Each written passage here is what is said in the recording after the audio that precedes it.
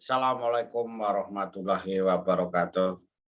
Selamat malam pemirsa. Selamat datang di channel Agus Susanto, channelnya Orang Pertanian. Pada kesempatan kali ini kita akan membahas masalah umum mengenai pertanian. Di dalam pertanian yang sering menjadi topik pembahasan yang seru adalah mengenai pupuk. Jadi mengenai pupuk ini menjadi topik utama dan salah satu keberhasilan dalam budidaya pertanian terletak pada pupuk.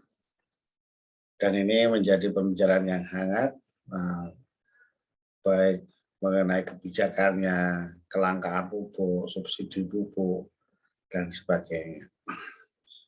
Ada beberapa hal yang perlu kita bicarakan mengenai pupuk ini ya.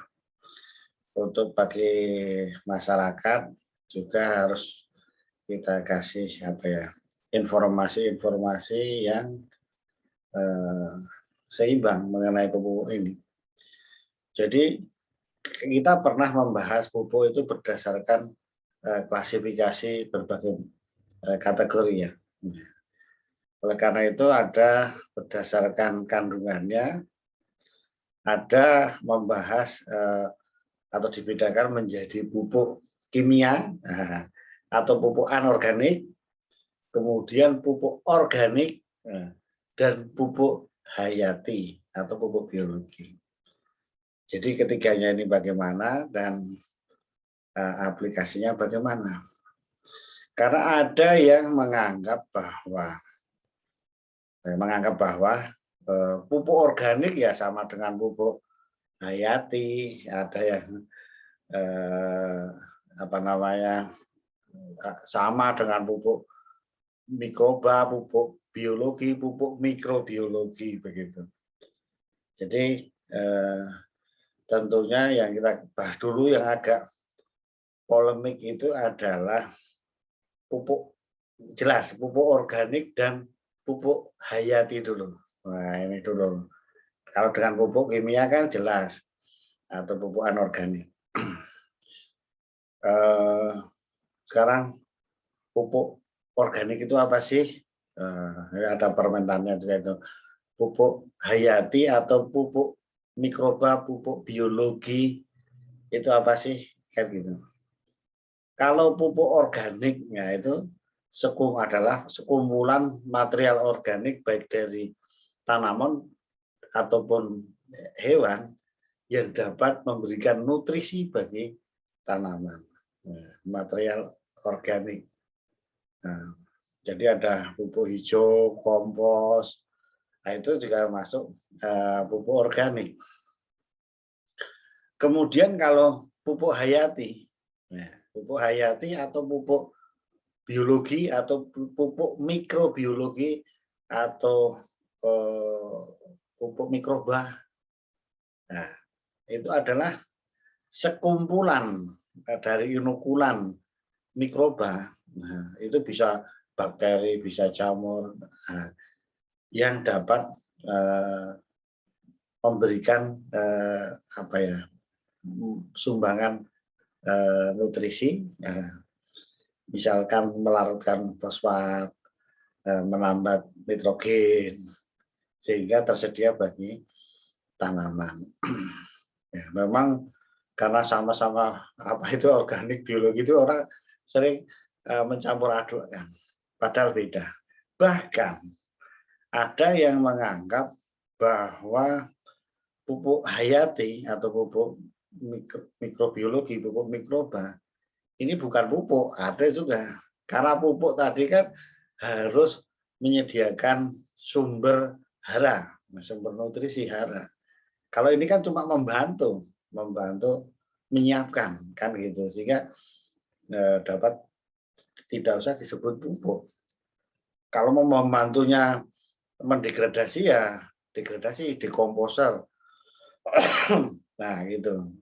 Kalau membantunya menambat, ya, membantu pertumbuhan tanaman, nah, kemudian dan sebagainya.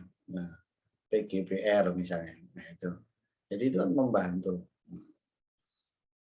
Tetapi ya secara umum namanya pun secara apa harfiah artinya orang menyebutnya juga pupuk mikroba, pupuk hayati, atau bahasa Inggrisnya pun biofertilizer kan gitu. Nah, biofertilizer kan gitu. Jadi beda. Nah ini apa ya, beda dari segi fungsinya tadi antara pupuk organik dan pupuk hayati atau pupuk biologi, pupuk mikrobiologi. Karena saking sulitnya tadi, maka mempunyai beberapa persamaan. Nah, tetapi nanti kita bahas juga mempunyai beberapa perbedaan. Jadi persamaannya apa? Maaf. Jadi persamaannya bahwa pupuk organik maupun pupuk hayati itu mengandung mikroba sebetulnya. Ya. Tetapi kalau yang pupuk organik itu ya secara alamiah ada saja, tapi kan jumlahnya tidak ditentukan, tidak tertentu. Tetapi kalau yang pupuk hayati itu memang didesain, memang isinya itu yang utama. Nah, itu loh. Jadi ya sana ya mungkin ada, kebanyakan ada, tapi kan tidak didesain, tidak disengaja. Kalau ini memang disengaja, dipilih pula. Ini yang fungsinya untuk penambat N, pelarut fosfat, untuk dekomposer, untuk membantu menyerap P, itu misalnya mikoriza kan. Nah, jadi itu salah satu persamaan ya, tapi kandungannya beda, tapi ya sama-sama mengandung apa namanya, apanya ada, tapi maksudku jumlahnya berbeda dan desainnya juga berbeda. Kemudian tentunya sama-sama diaplikasikan untuk tanaman ya, itu tadi. Ya, pupuk organik ya untuk tanaman dan kebanyakan di tanah memang. Nah, gitu. Yang satu juga diaplikasikan. Pupuk memang ada yang di daun, tapi sebagian besar di dalam tanah. Kemudian sama-sama meningkatkan agregasi tanahnya, sehingga apa ya, lebih menggumpal macam begitulah. Itu salah satu persamaannya. Tetapi yang paling penting ini adalah perbedaannya tadi. Mirip kan, tapi perbedaannya harus kita lihat secara jelas. Yang pertama adalah kalau pupuk organik itu, apapun ceritanya karena berasal dari material organik, itu pasti ada unsur hara ataupun unsur mikronya. Tetapi kalau pupuk hayati tidak, karena memang mikrobiologi, biologi isinya. Satu. Yang kedua, pupuk organik itu mempunyai daya pegang tanah, agregasi, karena kan sering kita aplikasikan bahwa pupuk organik itu memperbaiki sifat fisik, kimia, dan biologi tanah.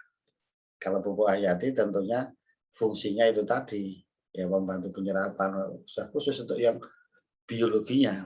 Nah, sifat membantu sifat fisik dan kimianya tergantung pada karirnya, pembawanya, bahan pembawanya.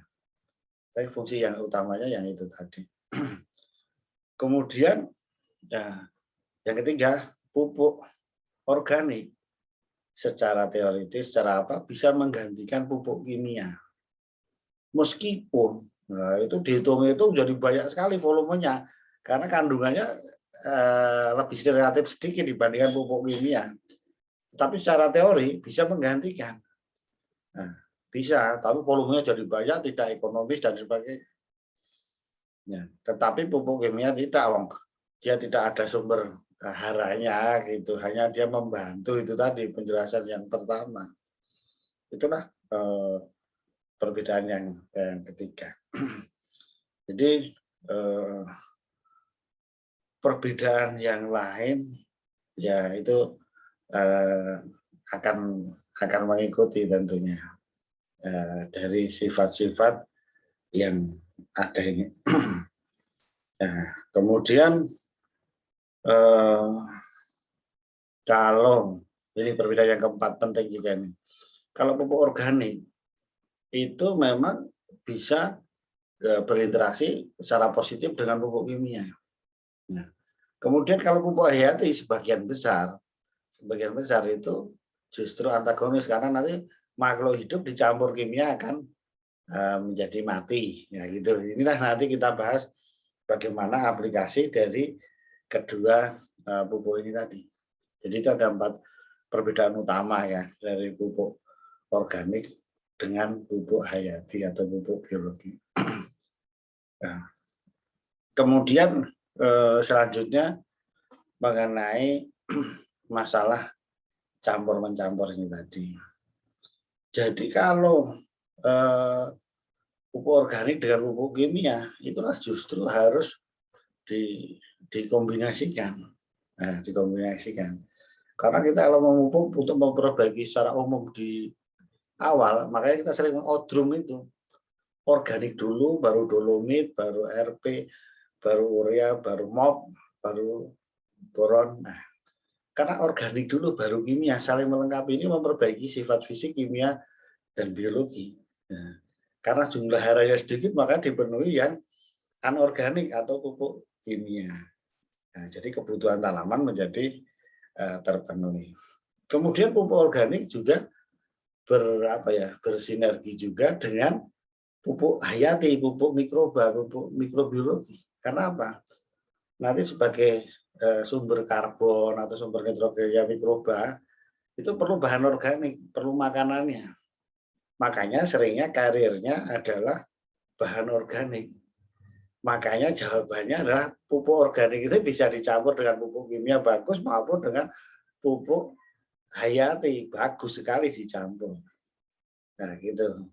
Jadi yang agak antagonis adalah yang di ujung-ujung pupuk hayati dengan pupuk kimia, jangan dicampur. Karena itu kan hidup dalam lingkungan kimia bisa terpengaruh. Nah, oleh karena itu perlu aplikasi yang mempunyai strateginya. Pupuk kimia dulu diaplikasikan, nanti 1 bulan kemudian pupuk hayati, enggak apa-apa. Gitu. Jadi dikasih interval waktu misalnya sebulan. Nah, jadi itu perbedaan antara pupuk kimia, pupuk hayati, pupuk organik dan pupuk hayati atau pupuk mikrobiologi dan bagaimana aplikasinya. Nah, tadi masalah perbedaan tadi yang 4 itu penting karena apakah bisa menggantikan itu atau cuma substitusi atau substitusi bisa enggak. Nah, kita atau cuma suplemen, nah, sering begitu. Ini pemirsa, mudah-mudahan informasi yang sedikit ini bisa memberikan informasi dan inspirasi bagi kita dalam budidaya tanaman pertanian. Terima kasih, mudah-mudahan bermanfaat bagi kita semua. Assalamualaikum warahmatullahi wabarakatuh.